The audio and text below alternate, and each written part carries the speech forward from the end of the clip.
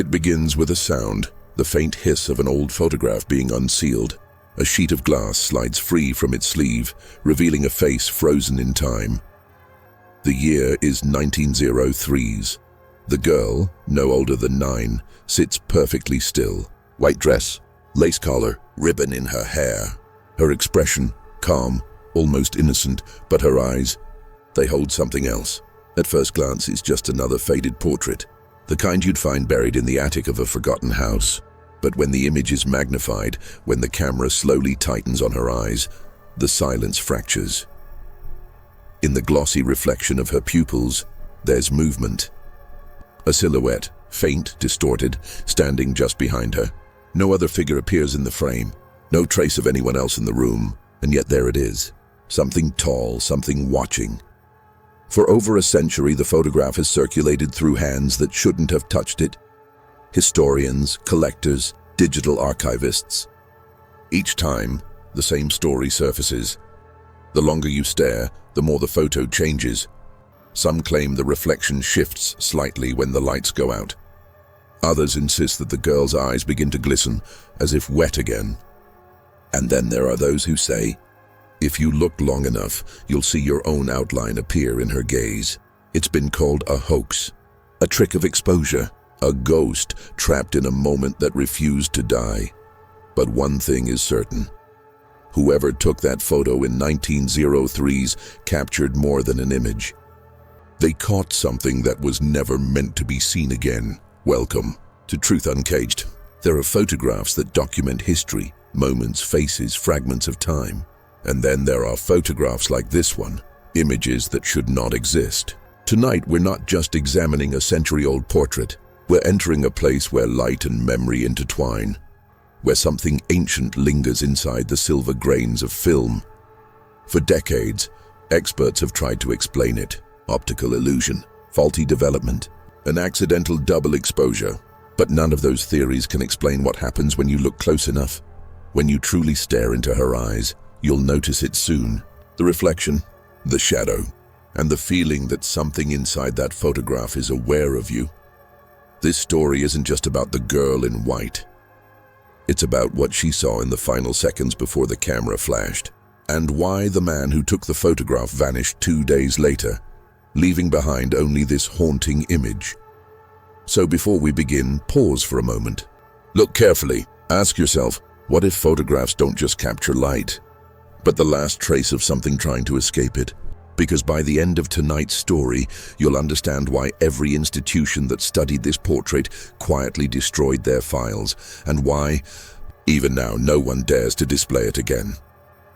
The story begins in 1903's, in a quiet corner of Birmingham, England, a town still shrouded in soot and silence from the Industrial Revolution. Fog rolled through the narrow streets, carrying the distant echo of factory bells and church chimes that never seemed to stop. It was a place where the living and the forgotten existed side by side. In that spring, a man named Edwin Harrow arrived, a traveling portrait photographer, one of the last of his kind. He carried a heavy mahogany camera, the kind that demanded stillness, patience, and trust. Locals described him as polite but distant, his smile rehearsed, his eyes distracted, as if he were always seeing something the rest of them couldn't. Harrow rented a room above a cobbler's shop and hung a small sign by the window. Portraits of memory, eternal light captured. He charged little, asked few questions, and preferred his subjects to be young, claiming children's eyes reflected the world as it truly was. That's how he met Clara Elwood, a quiet 9-year-old with pale hair and a soft, solemn expression. Her mother wanted a photograph before summer, to remember her just as she is. The session was short. Clara sat perfectly still, and in the final exposure, Harrow whispered something no one could hear. 2 days later, he was gone. No note, no belongings. Only his camera remained, the lens cracked as though struck from inside. Months passed before anyone developed the glass plate negative. When it finally surfaced, it showed young Clara just as her mother remembered her, except for one detail, a blurred figure behind her shoulder, its outline faint but unmistakable. as if someone else had been standing there all along. The photograph of young Clara Elwood arrived months later, wrapped in brown paper, unsigned, with no return address. Inside was a single black and white print and a small folded note written in fading ink. She wanted to be remembered. The Elwoods framed it and hung it at the top of their staircase. To them it was a final keepsake, a portrait of innocence. But to the servants who worked in that house, it quickly became something else. It started with sounds, soft footsteps after midnight, light as if made by bare feet, always moving toward the landing where Clara's portrait hung. Each morning, the frame would be slightly tilted, though no one admitted touching it. At first, they blamed drafts, the old wooden floor, and imagination. But one night, Clara's mother, Margaret, awoke to a faint tapping. She followed it up the stairs, a candle trembling in her hand. There, at the top, stood the portrait. The tapping stopped, and for a fleeting second, she swore the girl's eyes glistened in the candlelight. Like they were alive again, days turned into weeks. The house grew colder, despite the warmth outside. Guests began to avoid the staircase. Some said they felt watched, that the girl's expression was subtly changing. Her once soft smile seemed to fade, replaced by something more strained. More aware, then came the whisper. Margaret claimed she heard it as she passed the frame one morning. A small, breathy voice that seemed to come from within the glass. She couldn't make out the words, only the tone, sad, pleading, almost as if the child inside was trying to speak. She covered the portrait with a cloth that evening, but when she returned the next morning, the cloth was gone, and the photograph was perfectly centered again. But that was only the beginning. By late autumn of 1904, the disturbances inside the Elwood home could no longer be dismissed. Objects moved during the night. The family's dog refused to climb the stairs, and every few days, the photograph seemed a little different, the shadows behind Clara growing darker, more defined. When neighbors began whispering about a curse, Margaret Elwood contacted the police. That's when Inspector Thomas Davies entered the story, a methodical man known for his rational explanations and fascination with new technology, especially photography. Davies examined the portrait under magnification, expecting to find nothing but damage or dust. Instead, he froze. In the reflected light of Clara's eyes, faint but undeniable, he saw another face. Not the child's reflection, not her mother's, but that of an adult man standing behind the camera. He compared it with known photographs of Edwin Harrow, the missing photographer. The facial structure didn't match. This man was older, his features sharper, the eyes hollow and deep-set, like someone who hadn't slept in years. Davies requested the original glass negative from the local archive for verification. But when the clerk checked the registry, the entry for Harrow's session was gone. Not misfiled, removed. The space where the record should have been was scraped clean. 3 days later, Davies visited Harrow's former studio. Inside, the air was thick with the scent of developer fluid and decay. The walls were covered in fading chemical stains, handprints smeared into the wood. And in the far corner, beneath a layer of dust, he found something unsettling. A child's chair, facing a cracked mirror. The inspector left shaken, but he wrote a single line in his report before closing it for good. The girl's eyes contain more than reflection. They contain presence. That report was never filed in the official record. When Davies retired years later, his family found the same photograph hidden in his attic, wrapped in cloth. Pinned to it was a note, written in his own hand. "She's still looking at me." Decades passed. The Elwood home changed owners, the story faded into rumor, and the portrait itself vanished, presumed lost or destroyed. But in 1978, 75 years later, it resurfaced. A historian named Margaret Hale stumbled upon a cracked glass negative during an estate auction in Kent. It was listed simply as unlabeled portrait. Early 1900, she purchased it for £2, unaware that she was taking home a piece of something that should have never been found. That night, inside her small photography lab, she began the restoration process. Under red light, a faint image emerged, the outline of a little girl sitting perfectly still. Margaret adjusted the exposure, then froze. Behind the girl's right shoulder was a form that had no logical explanation. It wasn't a smudge or double exposure. It was too defined. A tall figure in dark clothing, the head slightly tilted as though watching her. The texture of the shadow was strange, not blurred but layered, as if several faces overlapped in one shape. But what truly disturbed her was what appeared within the child's eyes. When she magnified the reflection, she didn't see a studio. She saw something else entirely, a narrow wooden room, a hanging chain, and a chair facing away from the camera, toward the darkness. Margaret documented everything: the lighting conditions, the equipment used, the restoration notes, and mailed her findings to the Royal Photographic Society in London. But the parcel never arrived. No record of delivery, no acknowledgement, nothing. 2 weeks later, her home burned down in what officials called an electrical accident. The fire consumed everything, except for one small metal box found among the ashes. Inside was a note in Margaret's handwriting. "It's not the photo that's cursed, it's the moment." After the fire that claimed Margaret Hale, the photograph disappeared once again, as if erased from existence. No official copies, no remaining negatives, no museum records. Every trace of Edwin Harrow, Clara Elwood, and the photograph itself was methodically wiped clean. When independent archivists tried to cross-reference the portrait's existence, they found something unnerving: pages torn from registries, dates blacked out, and file numbers reassigned to unrelated collections. Even the census record for the Elwood family had been altered, Clara's name replaced by a blank line.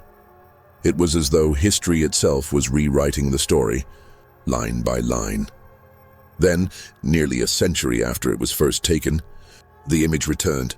In 1999, a grainy digital file surfaced on an underground forum called EchoNet, a place where users traded forbidden archives and lost photographs.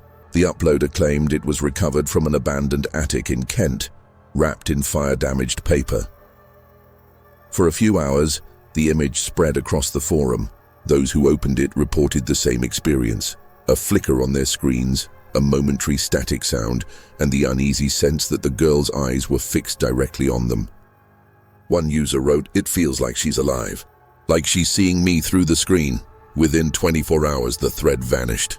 Every comment deleted, every re-upload is corrupted, and the original uploader's account simply gone. Tech experts later tried to trace the file's metadata, the year the photograph was taken. The deeper anyone searched, the faster the data decayed. Like the story itself was resisting being uncovered, as if the truth didn't want to be found. When the town historian finally uncovered the truth, it sent chills through everyone who dared to look at that photograph again. Old newspapers from 1902 revealed the horrifying story. The school had indeed burned to the ground, but the cause of the fire was no accident. It was arson. The fire started in the middle of the night when the children were asleep inside during a special overnight stay. Their teacher, Miss Clara Wainwright, had organized it to celebrate the end of the school year. But what no one knew was that Miss Clara had been hearing voices, whispers of a child she had punished weeks before. A child who had mysteriously vanished after being locked in the basement for misbehavior. That child's name was Eleanor Price. Her body was never found. Some said she ran away. Others believed she never left that basement alive. When the fire consumed the school, rescuers found the remains of nearly all the children, except one. And years later, when the 1899 photograph resurfaced, people finally noticed something no one had seen before. Behind the smiling rows of children, in the shadows by the window, a small girl's face staring blankly toward the camera. It matched Eleanor's description perfectly. Experts who tried to analyze the image digitally reported something even stranger. The photo's composition showed a faint burn mark around the same child's figure, almost as if the fire itself had left its signature on the photograph long before it ever happened. Locals began calling it the burned truth, a photograph that captured not just a moment in time, but a prophecy of death. And even now, those who dare to stare too long at Eleanor's face claim the faint smell of smoke begins to fill the room. After the burned truth came out, the photograph became infamous. It was no longer seen as a piece of history, it was a curse. Every person who kept the original copy reportedly met with misfortune. The first was the man who found it during renovation, Thomas Reddick. Just weeks after donating it to the local museum, his house caught fire under mysterious circumstances. Nothing else burned except the drawer where he had once stored the photo. Then came the museum curator, Helen Morris. She complained of hearing children's laughter echoing in the empty museum halls late at night. Security cameras showed nothing, yet her colleagues said she looked pale and terrified every morning. 2 months later, she resigned abruptly, claiming she saw the girl from the picture standing behind her reflection in the glass frame. Researchers tried scanning the image to prove it was fake, but the file kept corrupting. The system crashed every time it reached the face in the window. Eventually, the museum decided to lock it away, deep in the archives, sealed in a temperature-controlled vault. But even that didn't stop the rumors. Some claimed to see Eleanor Price's face appear faintly on other photos taken in the same area, as if the curse was spreading through the lens itself. To this day, no one knows where the original photograph is. Some say it was stolen. Others whisper that it simply vanished, the way the lost children did. And those who have seen a copy. Many report a strange, chilling sensation afterward, as if someone small and unseen is standing just behind them, watching quietly, waiting for the next photograph to be taken. They say every photograph steals a fragment of the soul. But what if, do some photographs give something back? Something that shouldn't exist? When you stare long enough into the girl's eyes, you feel it, not fear, but recognition. A faint pull, like she's trying to tell you something through time. Or maybe she's trying to find you. No one has ever truly explained what's hidden in that 1903 portrait. Some claim it's a trick of light. Others believe it's a remnant of grief, trapped in silver nitrate, a lost soul forever frozen between worlds. But one truth remains. Every person who's looked long enough into that picture has said the same thing. They didn't just see a reflection. They saw someone looking back. As the camera fades, the screen flickers. The faint sound of a child's laugh, distant, distorted, then silence, and now, it's your turn. Would you dare to zoom in? Would you dare to look her in the eyes? Tell us what you see in the comments below. Maybe the story isn't over yet, because on this channel, Truth Uncaged, we don't just uncover forgotten tales. We bring back the ones that were never meant to be remembered. Subscribe if you're ready to see what the world tried to hide. But remember, some truths don't want to be found. Static crackles. A faint voice whispers, "Do you see me now?"